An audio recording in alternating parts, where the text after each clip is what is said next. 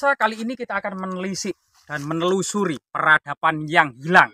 Bagaimana juga kemudian bencana telah silih berganti ya di sebuah alam tropis Pulau Jawa yang tersusun dari gunung-gunung api. Bahkan di bawah ini sekitar 2-3 meter ditemukan sebuah semacam istana kuno atau jejak candi kuno ya. Mari kita selidiki bersama-sama. Jadi suasananya memang di tengah persawahan dan diduga dahulunya ini kemudian digali untuk produksi batu bata. Setelah digali sekitar 2-3 meter di kedalaman tanah, ternyata ada struktur kuno yang sangat-sangat luar biasa sekali, terbuat dari batu bata kuno era abad ke-10 Masehi. Nah, di sini letaknya ya. Jadi kita akan menelusuri tembok batu bata kuno ya, yang dahulunya kemungkinan ini sangat tinggi dan tebal serta sangat sangat besar. Nah, ini kita mulai sowan ke sebuah masa lalu ya. Jadi kita sowan kita memasuki sebuah situs yang diduga dulunya merupakan bangunan istana ya, sebuah bangunan suci ya, mungkin semacam percandian. Coba kita pernah di sini ditemukan sebuah prasasti. Kita secara mistis kita akan membacakan prasasti tersebut ya. Rahayu, rahayu, rahayu. Wilaheng sekaring jagat bawana langgeng, sekaring kajang, sekaring mayang wilaheng. Mbah putunipun sowan Mbah. Kita izin untuk kemudian menggali tentang prasasti yang pernah ditemukan di sini Mbah. Jadi prasasti tersebut isinya secara garis besar adalah Om Swasti Sri Saka Warsatita 852 Saka atau tahun 930 Masehi, Asuji Masa yaitu bulan Asuji, Titi Dasami Sukla Paksa. Kemudian dilanjutkan gitulah setelah penanggalan itu kemudian Irika Diwasa Ajna Sri Maharaja Rakehino Empu Sindok Sri Isana Wikrama Darmo Tunggadewa Umisor Samget Momahuma Empuh Samget Momahuma ya Madander Empuh Padma Anggehan Empu Kundala telah menetapkan tanah sawah di Masahar seluas 3 tampah atau sekitar 2 hektar seharga 3 kati 5 suwarna atau sekitar 1 miliar rupiah itu kemudian dibeli oleh Rakai Hanyangan dan putrinya Dia Paryangan untuk dijadikan tanah simah perdikan yang dibebaskan dari segala pajak dan pungutan, kemudian untuk bangunan suci, yaitu sebuah bangunan prasada kabaktian yang bernama Pangurumbigian di Masahar. Jadi ternyata bangunan suci ini pada masa kunonya disebut dengan Pangurumbigian yang terletak di desa Masahar seluas 2 hektar ya, yang dibeli oleh Rakai Hanyangan dan putrinya Dia Paryangan. Kemudian untuk sebuah bangunan suci ini ya, jadi luar biasa sekali. Rakai Hanyangan dan putrinya Dia Paryangan telah membeli sepetak tanah sekitar 2 hektar atau 3 tampah tadi ukurannya ya, dengan harga 3 kati 5 suwarna. Kalau dijadikan rupiah saat ini itu, karena ini mata uang emas, bisa kuruskan kan dengan harga 1 gram emas sekitar 600.000 saat ini itu berarti sekitar ketemunya adalah 1 miliar ya rupiah. Ini sesuatu yang sangat luar biasa sekali. Kita jadi mengetahui ya dari prasasti ditemukan ini, ternyata ini adalah bangunan suci yang bernama Pangurumbigian. Diduga bangunan suci ini gitu ya, ini menghadap ke timur. Jadi ini diduga tangga tangga masuk bangunan suci yang ada di sana gitu ya. Kemudian di depan ini ada 3 candi perwara ya, candi perwara 1, 2, 3. Sehingga kemudian candi ini mengingatkan kita pada candi-candi era Jawa Tengah.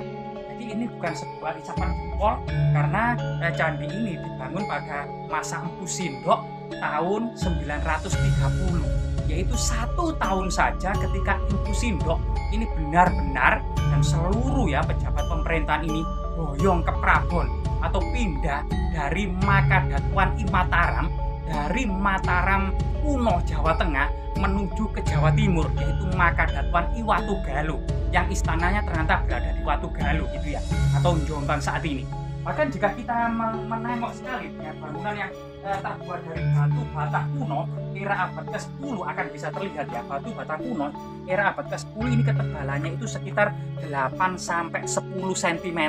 Ini berbeda dengan batu bata era abad ke-12, ke-13, 14 era Singosari maupun Majapahit yang ketebalannya itu antara 3 cm sampai 4 cm ya, lebih tipis pada masa era Majapahit. Namun pada abad ke-10 ini batu batanya itu hampir sama dengan ukuran yang sama ini.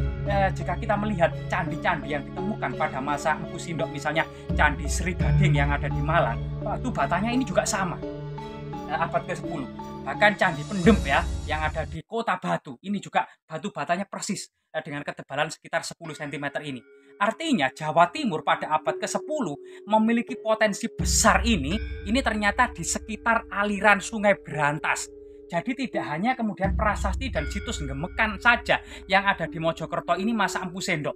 Namun di sekitar Sungai Berantas ini banyak sekali ditemukan prasasti-prasasti era Empu Sindok. Misalnya di Kabupaten Mojokerto saja ada prasasti Gemekan, ada prasasti Alasantan, ada prasasti Kamban. Di Jombang ada prasasti Tangerang, di Nganjuk ada prasasti Anjuk Ladang, di Kota Batu ada prasasti Sangguran, di Kediri ada prasasti Parada, dan di Pasuruan ada prasasti Cunggrang. Sedangkan di Malang itu ada prasasti maupun candi misalnya Sri Gading, prasasti Lingga Sutan, prasasti Himat Walandit, dan prasasti Trunyan. Nah, ini merupakan prasasti-prasasti yang dikeluarkan pada masa Empu Sindok ya, antara tahun 929 sampai tahun 947 Masehi. Artinya potensi besar Jawa Timur pada masa abad ke-10 ini selain sebagai pertahanan alamnya, kesuburan tanahnya, Sungai Berantas yang bisa dialiri dan dilayari oleh kapal-kapal sebagai perdagangan internasional, juga potensi manusianya, SDM-nya Jawa Timur pada abad ke-10 juga melimpah dan berada di sekitar itu saja. Mojokerto, Jombang, Nganjuk, Kediri, Malang, dan Kota Batu serta Pasuruan ya, itu sekitar di semacam satu klaster dengan Gunung Penanggungan, Welirang, Arjuna, dan Anjasmara. Jadi ini kemungkinan bisa diprediksi 100 tahun ke depan atau 1000 tahun ke depan, kabupaten-kabupaten ini atau daerah-daerah ini yang dipilih oleh Empu Sindok ini juga memiliki potensi dan masa depan yang sangat membanggakan di suatu saat nanti ya. Ini sesuatu yang pola sejarah yang terus berulang. Jadi prasasti Gemekan pada waktu itu ditemukan di area ini ya, di kedalaman tanah ini sekitar 130 cm di kedalaman tanah ini ditemukan sebuah prasasti Gemekan yang ada di sini. Bahkan prasasti Gemekan itu sendiri ya, jika kita lihat struktur ini yang mengingatkan pada bangunan candi kecil ya pada abad ke-10 Masehi, dan ini ada beberapa relung-relung ya yang diduga memang candi ini bersifat agama Siwa, penuh dengan relung-relung ya. Jadi agama Siwa itu relung yang bagian yang bagian barat ini juga ada Arca Ganesha. Sedangkan relung yang ada di selatan itu ada Arca Parwati, dan relung yang ada di utara ini relung Maharsi Agastya yang di dalamnya kemungkinan ada Linggayoni yang saat ini sudah raib entah kemana ya, sudah hilang lenyap Linggayoninya. Yang kemudian ada Mahakala Nandiswara, dan di depan itu biasanya ada Lembu Nandi di dalam candi-candi perwara tersebut. Jadi kemudian dalam penetapan sebuah prasasti pada masa kuno itu, selain kemudian maksud dan tujuan dikeluarkan prasasti, orang-orang yang berjasa, raja dan pejabat pemerintahan yang kemudian menetapkan, di sini ternyata kemudian pate dan kerabat raja tidak disebutkan. Yang disebutkan adalah Sri Maharaja Rakehino Empu Sindok, kemudian seorang pendeta utama Momahoma ya, kemungkinan pendeta atau yang berurusan dengan perumahan masyarakat, yaitu Sabget Momahoma Imadander Empu Padma. Jadi Empu Padma ini berkedudukan di kota Madander ya, yang saat ini itu di Jombang. Kemudian Anggehan Empu Kundala diiringi oleh Empu Kundala. Kemudian setelah itu biasanya pada baris terakhir itu kemudian diucapkanlah kutukan-kutukan yang sangat menyeramkan. di mana kemudian seorang pendeta Makudur itu kemudian memecahkan telur di atas batu kalumpang sebagai tanda keputusan itu ceprot, tidak bisa diganggu-gugat, kemudian menyembelih ayam ya di atas batu kelumpang itu, seraya kemudian menghadap ke timur, ke selatan, ke barat, ke utara, seraya membacakan doa-doa dan mantra-mantra sakti. Setelah itu yang terakhir adalah membacakan kutukan-kutukan yang sangat menyeramkan bagi siapa saja yang melanggar atau berbuat jahat di atas tanah Sima Perdikan, baik itu dari 4 catur asrama, yaitu golongan Brahmacarin, Grahasta, Wanaprasta, dan Sunyasa, maupun golongan 4 catur warna ya, kasta Brahmana, kasta Kesatria, kasta Waisya, dan kasta Sudra. Siapa saja dari golongan mereka jika benar-benar berbuat jahat atau merusak ketetapan yang sudah ditetapkan oleh raja tersebut, maka barang siapa yang ke hutan akan dipatok oleh ular,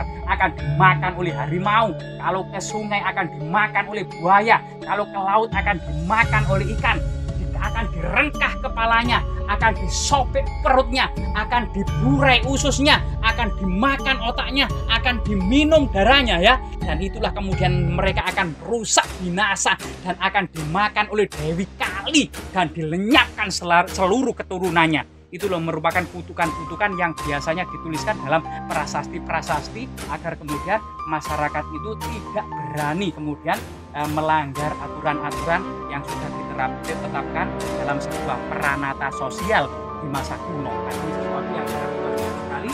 Jadi Mekah ini sekali kemudian kebijaksanaan ya yang kemudian kita bisa mengambilnya.